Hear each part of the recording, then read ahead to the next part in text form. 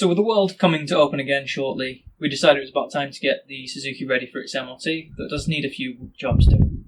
It needs the chain and sprockets, the rear shoes and the front pads doing. And that's what we're going to be tackling today, as long as we've got enough time and sunlight to get it done. Yes. So the first thing we did was to get it up on the centre stand to make the removal of the rear wheel a lot easier. Then, before taking the wheel off, I removed the bolt holding the brake lever in place with a 10mm spanner, and once it was removed, I used the same spanner to wedge it off, freeing the linkage from the drum.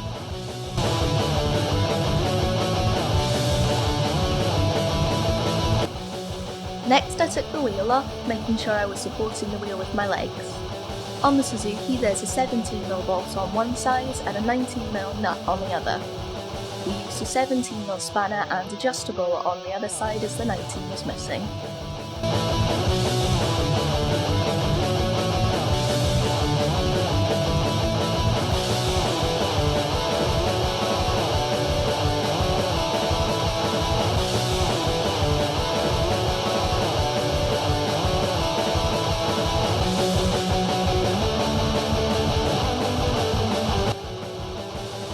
Then, with Chuck supporting the weight of the rear wheel, it was time to slide the spindle from the wheel, which came out surprisingly easy.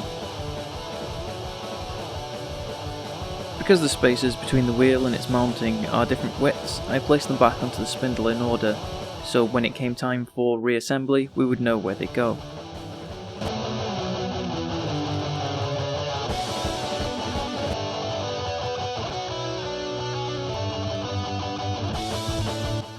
At this point, we realised we'd forgotten a bolt holding the drum to the frame, and quickly undid it with a 14mm, and whipped the wheel out, and got the shoes out.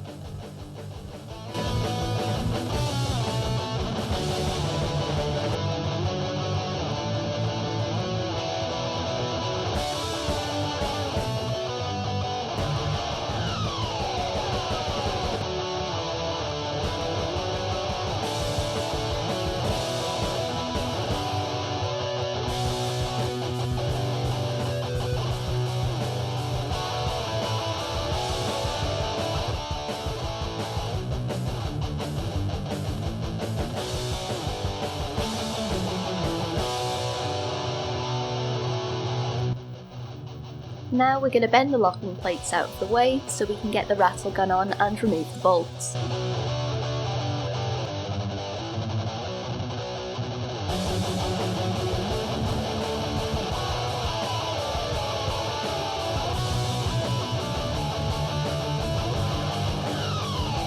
We used a little bit of WD-40 just to make sure we didn't snap any of the bolts, but ignore the fact we're not using a hammer, we couldn't find one.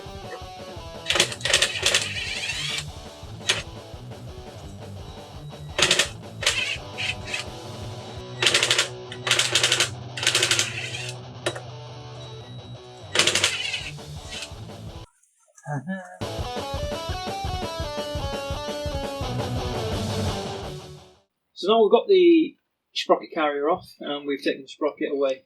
It needs a bit of a clean because it's a little bit grubby. We had a discussion about whether that was algae or grease inside. We've decided it was grease because that sounds better to us. We're going to give it a clean up, and then I've got a new JT sprocket kit that we got from MOT because they're nice and cheap. And I've got the front one as well, over here, and on the knife, a DID chain, or DID, depending how you want to call it. But we'll give stuff a scrub up, and then we'll get to fitting things.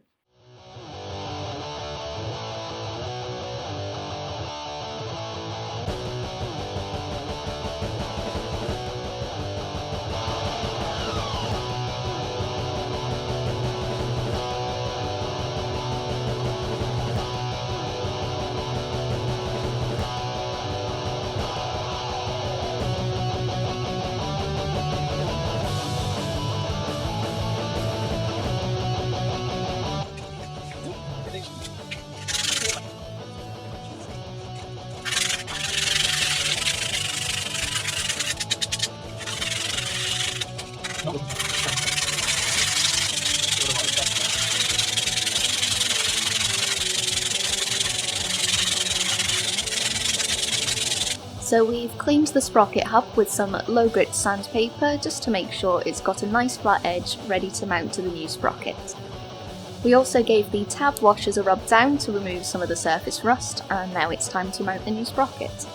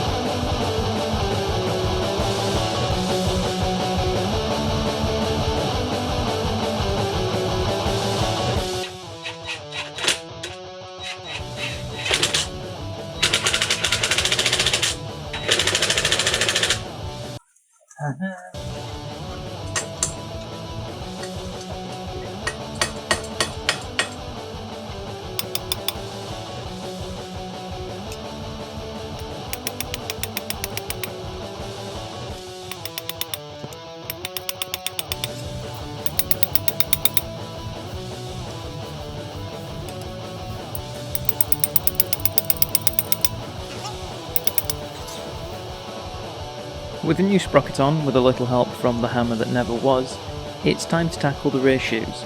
I pry the old shoes out with a screwdriver, ready to wrestle the new shoes into place.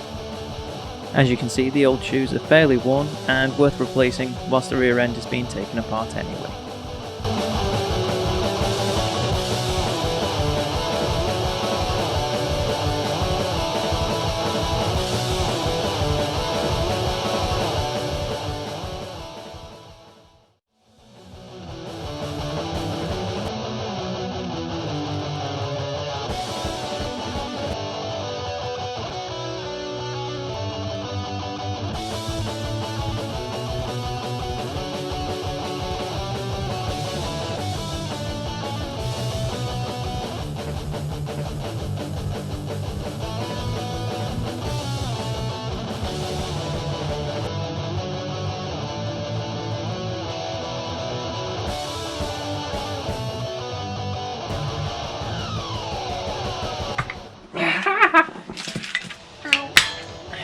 There we go.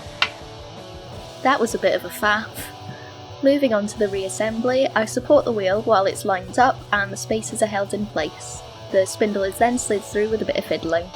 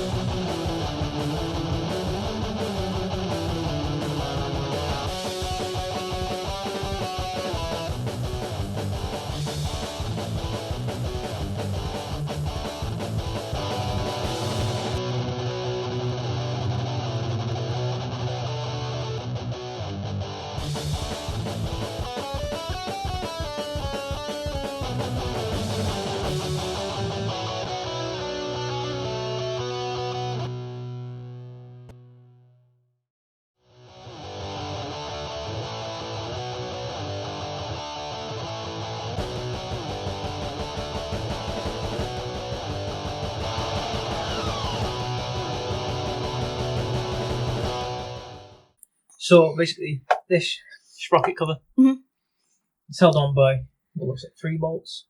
That one always looks like it's holding it on, but it's probably not, like it was on the Assault. It's just right next to it. And basically, the idea is your sprocket.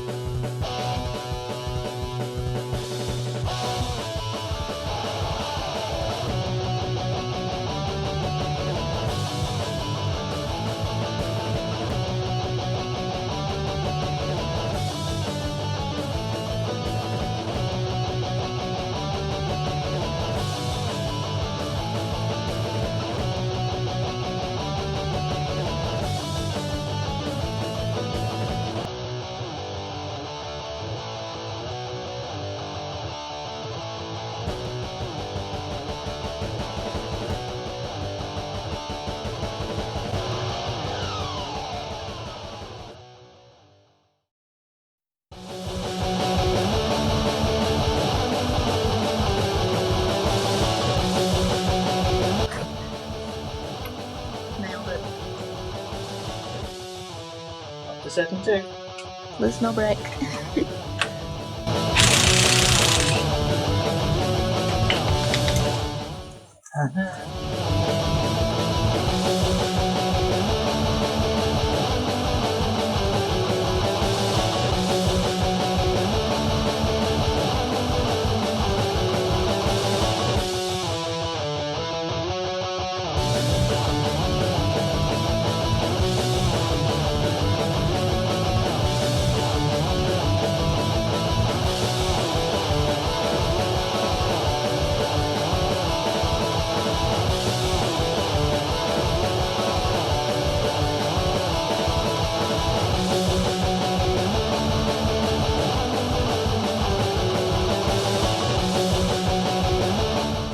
Bum, bum, bum.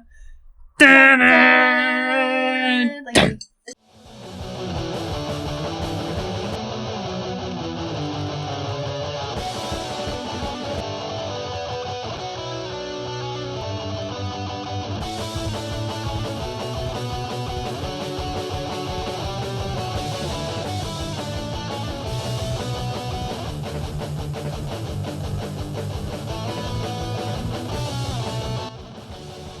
With the front sprocket on, it's time to fit the new DID or DID chain. It came with a clip style master link, meaning no need to use a chain riveting tool. I line the chain along the rear sprocket and guide it over to the front sprocket, and then turn it to feed the chain through. It's very important at this point to be careful when doing this, as chains and sprockets sometimes get the rumblies that only hands can satisfy.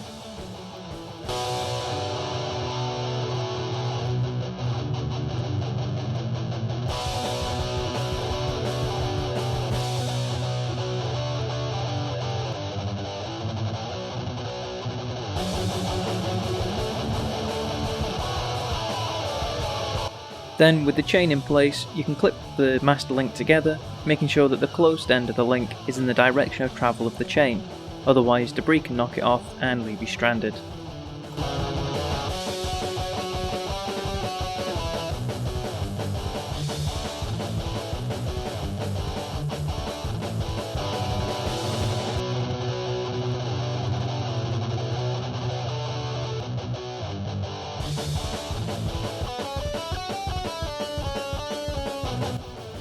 Now we are aligning the wheel and tensioning the chain. I'll start by backing off the lock nut on the chain adjusters and tightening the bolt to apply the correct tension to the chain, repeating the same on the other sides.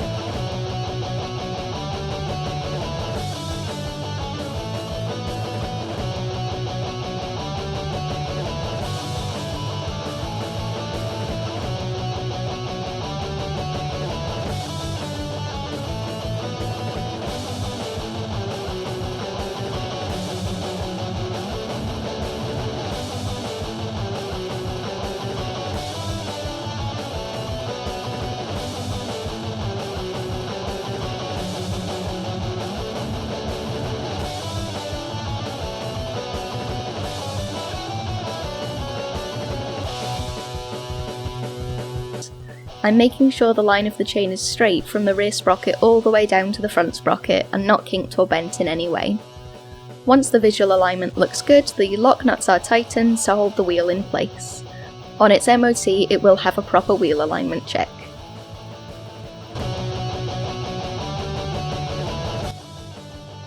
One of the last jobs to do is to get the brake linkage all hooked back up again. Here I'm tightening the bolt that holds the drums to the frame to prevent them spinning under braking loads. I find it's best to thread the bolt on by hand first, to make sure that the thread's seated, and then tighten it down with a ratchet.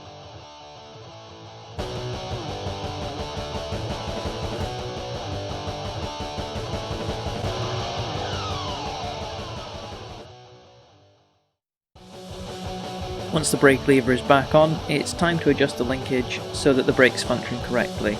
I do this by tightening the nut on the linkage, then rotating the wheel by hand, and applying the brake to test this. Then, when I'm happy, I test it with the engine running to build up speed on the rear wheel. The brakes will be tested on the road before the MOT, however.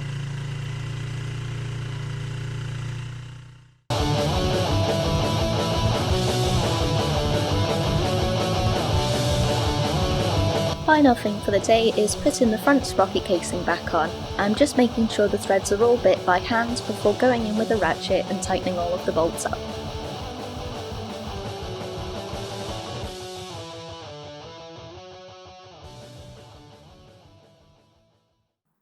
So we've managed to get done the chain and sprocket, and we've done the shoes for the rear drum, and made sure that's all aligned properly and that the brakes are functioning. That's us done for the day because we've run out of daylight. Thank you for watching, and we'll see you in the next one. Bye-bye. Cheerio.